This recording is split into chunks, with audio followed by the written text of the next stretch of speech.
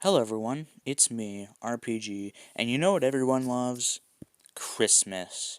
You know what else everybody loves? Horror movies. What do you get when you combine them together? This absolute monstrosity of a movie, Jack Frost from 1997.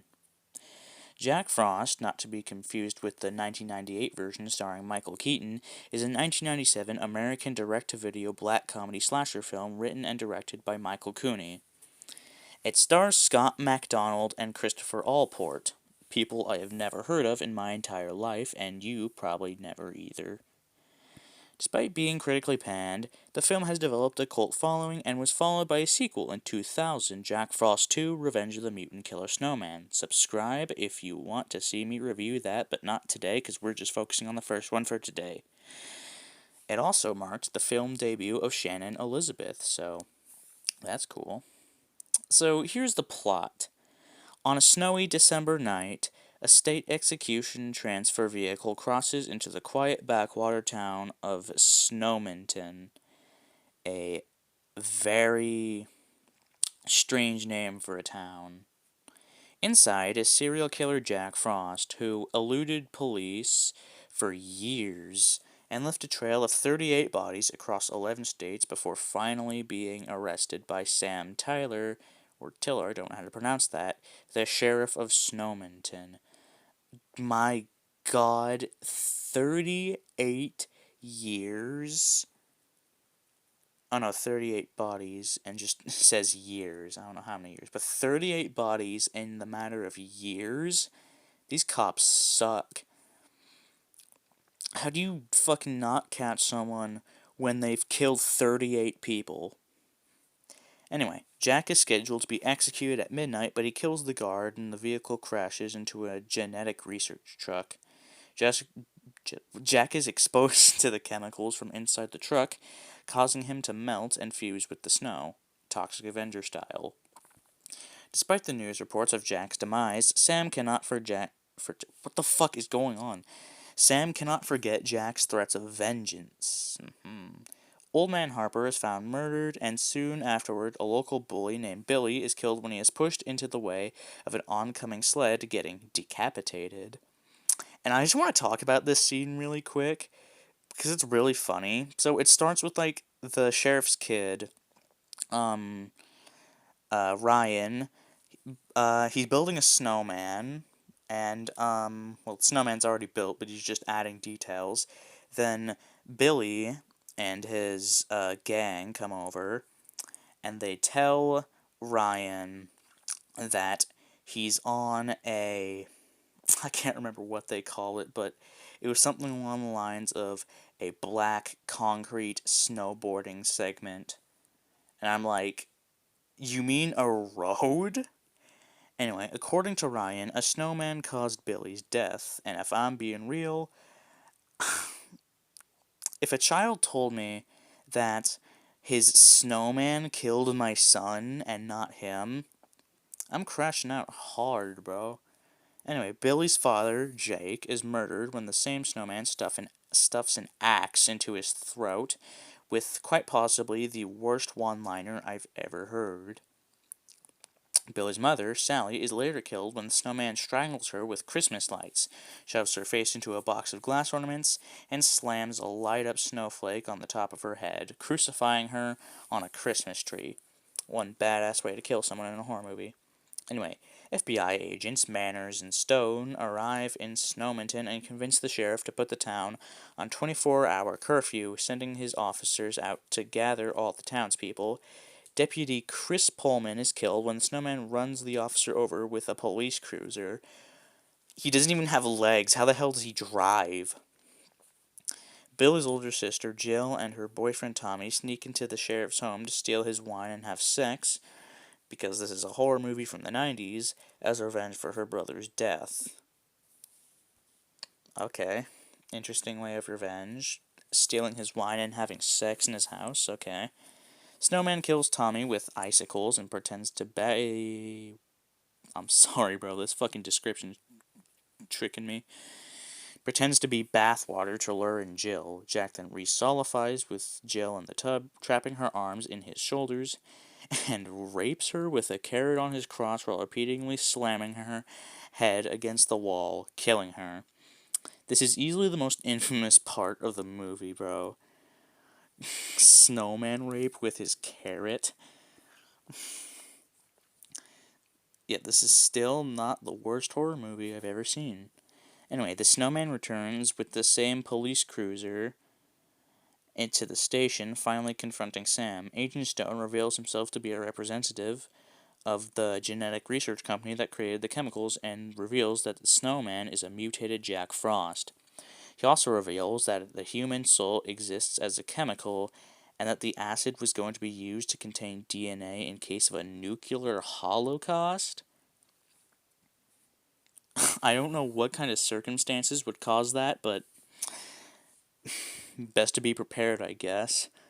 Anyway, they attempt to destroy Jack by blowing him up by releasing aerosol cans in the police station and firing a bullet at him, but he tanks that shit like a champ. Then they try to use blow dryers, and that's just the most ridiculous concept for killing someone. Fucking blow dryers? You've really lost your marbles, haven't you? Anyway, they try to trap him into a furnace and then try to kill him, but Jack condenses, killing Stone and wounding Manners.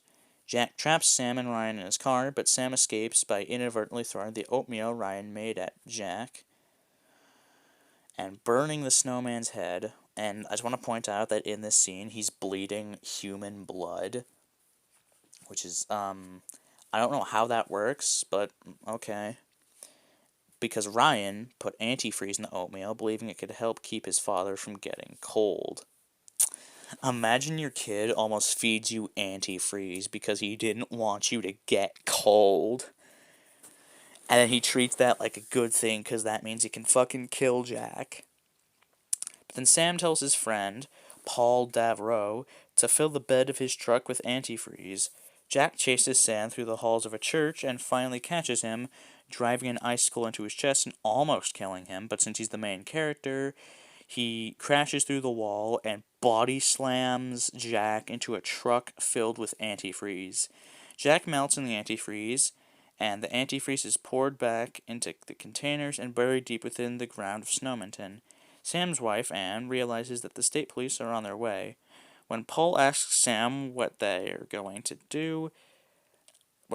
tell him, Sam says, "We'll tell him that it's too late." However, one of the containers is shown to be bubbling, revealing that Jack is very much still alive. Because of course he fucking is. This movie stars Scott MacDonald as Jack Frost, the main character, Christopher Allport as Sheriff Sam, still don't know how to pronounce that, and Stephen Mendel as FBI Agent Manners, F. William Parker as Paul Davrow, Eileen Seeley as Anne, his wife, Rob LaBelle, that's a stupid name, I'm sorry, as Agent Stone. Sounds familiar, not gonna lie. And yeah, as for the production, Michael Cooney got the idea for Jack Frost in 1989. Cooney, along with co-writer Jeremy Page and producer Vicky Slotnick, stayed in a cabin one time up in Big Bear Lake. They built a snowman in the backyard, which Slotnick found creepy at night as it was outside her window, leaving her unable to sleep. Shortly after, Cooney and Page started talking about making a film about a killer snowman.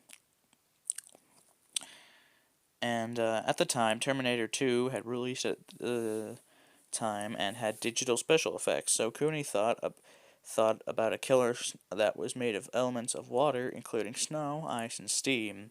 The original script, inspired by The Abyss and Shocker, don't know what either of those movies are, began with action taking place in a small town, and then a skyscraper in Denver.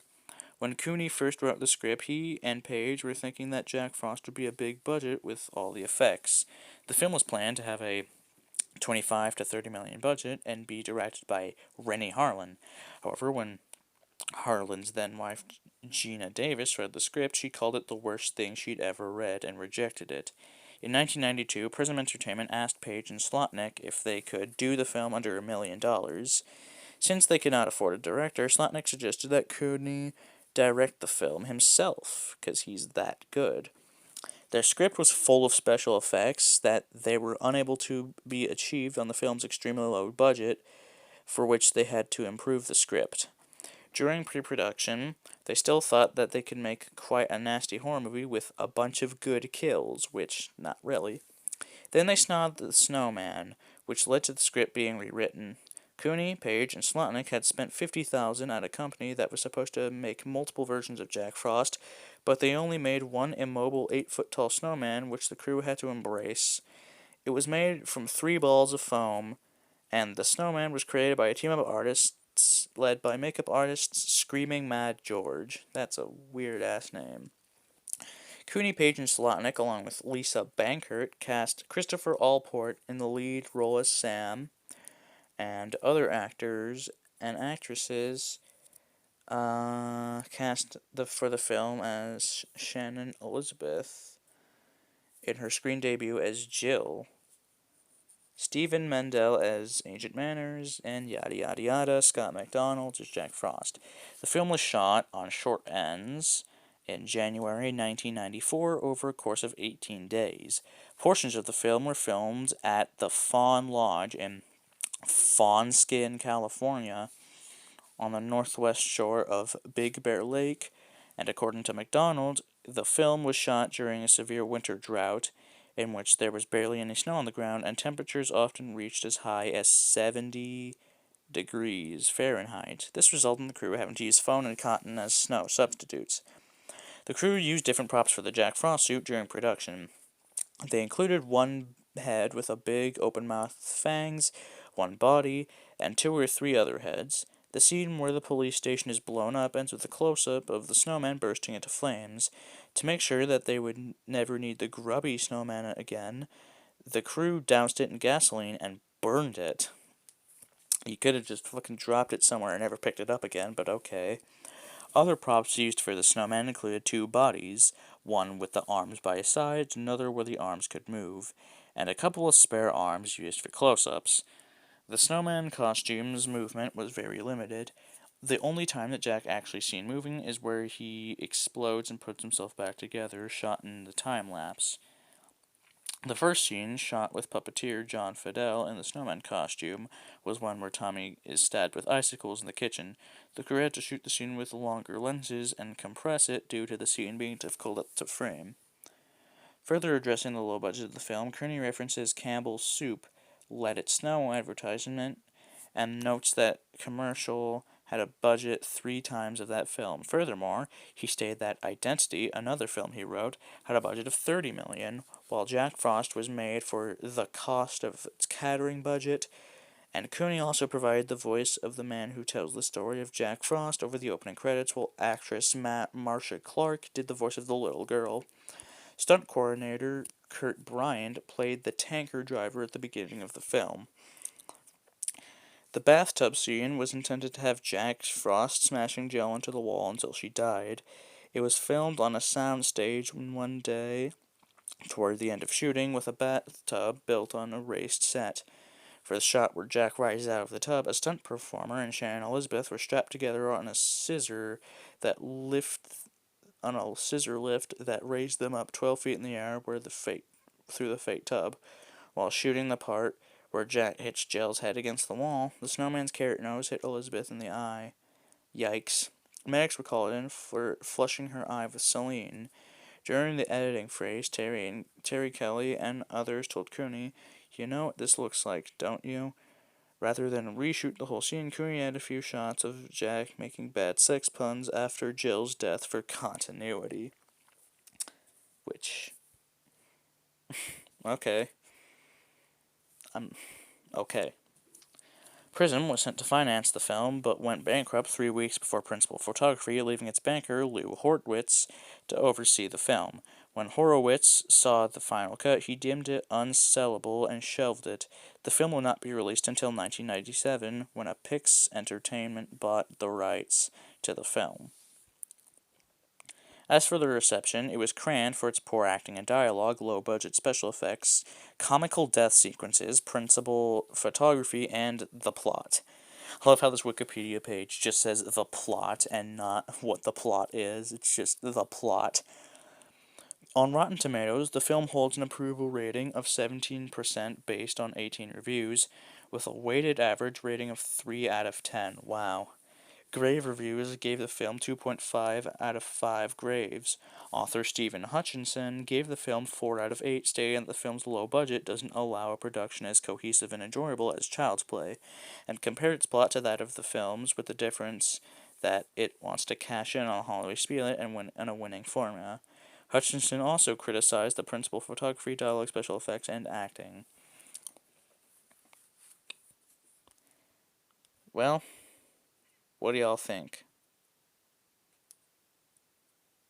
Still better than Uwe Neko, am I right? Right. Oh yeah, and about Christopher Allport. He died in 2008 by getting crushed by an avalanche. That is certainly a way to go out. A fucking avalanche. Jesus. And also the opening scene is very weird because the little girl's voice gets so annoying and fucking Cooney really couldn't sound interested whatsoever. Anyway, that's about it. See ya.